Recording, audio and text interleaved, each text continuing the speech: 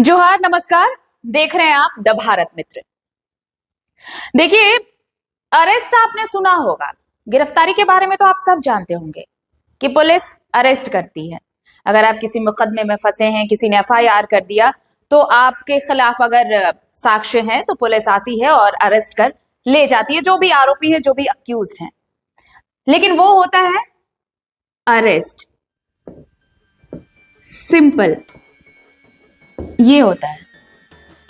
लेकिन इन दिनों जिस एक चीज का खौफ लोगों में बैठता जा रहा है, जो एक नया अरेस्ट सिस्टम, अब मैं बताऊंगी मैं इसे सिस्टम क्यों कह रही हूं।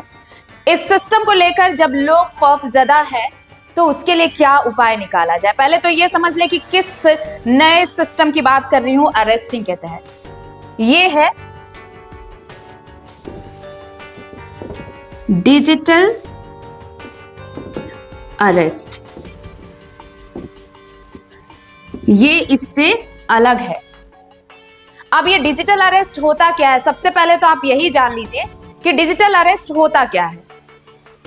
देखिए, अगर आप सोशल मीडिया पर एक्टिव हैं, अगर आपके प्रोफाइल्स हैं सोशल हैंडल पर या नहीं भी हैं, अगर आपने छोटी से छोटी जानकारी भी अगर सोशल प्लेटफॉर्म पर डाल रखी है, तो आपको इस शब्द से वाकिफ जरूर होना चाहिए। क्योंकि देवघर की एक घटना ने ऐसा कोहराम मचाया है कि वो शख्स, वो युवती अभी भी ट्रॉमा में है।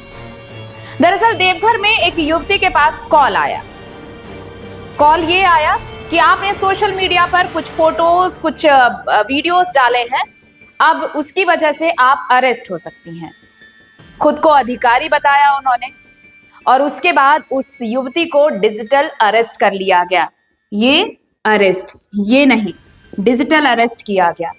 डिजिटल अरेस्ट का सीधा सीधा मतलब यही होता है कि आपके पास कोई पुलिस नहीं पहुंची, कोई अधिकारी नहीं पहुंचा, कोई हवलदार, कोई सिपाही नहीं पहुंचा, आपको ऑनलाइन अरेस्ट कर लिया गया। और ये इतना हैरेसिंग था, इतना पीड़ादायक था उस युवती के लिए। देवघर का ये मामला है, जरा ध्यान से सुनिएगा, क्योंकि ऐसा ना हो कि अगली बारी आपकी हो। आपको पता है कि ऑनलाइन तरीके से ठगी बहुत होती है, लेकिन क्या ऑनलाइन कोई किसी को अरेस्ट कर सकता है? इसकी एक वानगी दिखी है देवघर में। उस युवती को 24 घंटे तक डिजिटल अरेस्ट किया गया।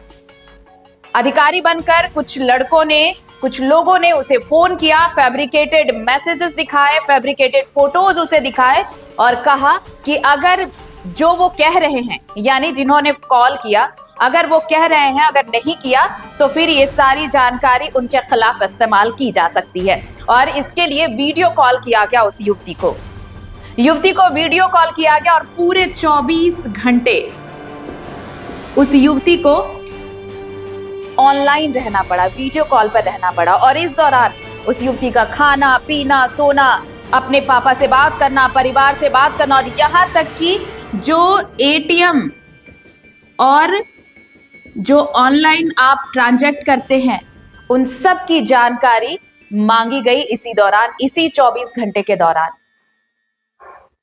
जब पूरा मामला, जब पिन ले लिया, सारा ट्रांजैक्शन की जानकारी ले ली, जब ये पूरा मसला खत्म हुआ, जब ये अरेस्टिंग खत्म हुई इस युवती की, तो वो इतनी ट्रॉमा में थी कि वो जब थाने पहुंची अपने भाई और अपने पिता के साथ, तो वो आवेदन लिख नहीं पा रही थी।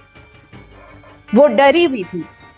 बहुत समझाया बुझाया गया। जब पुलिस ने ये भरोसा दिलाया कि अब ऐसा कुछ नहीं है, आप वीडियो कॉल पर नहीं है, कोई अरेस्टिंग नहीं हुई है आपकी, तब जाकर वो युवती किसी तरह वो आवेदन लिख पाई है।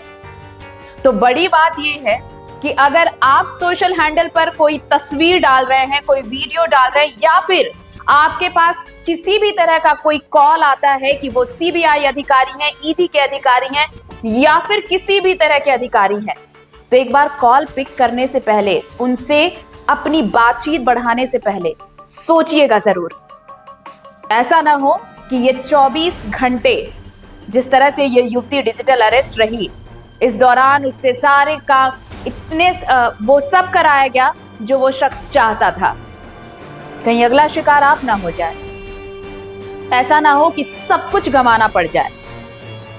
तो इसलिए सोशल मीडिया का इस्तेमाल सही है।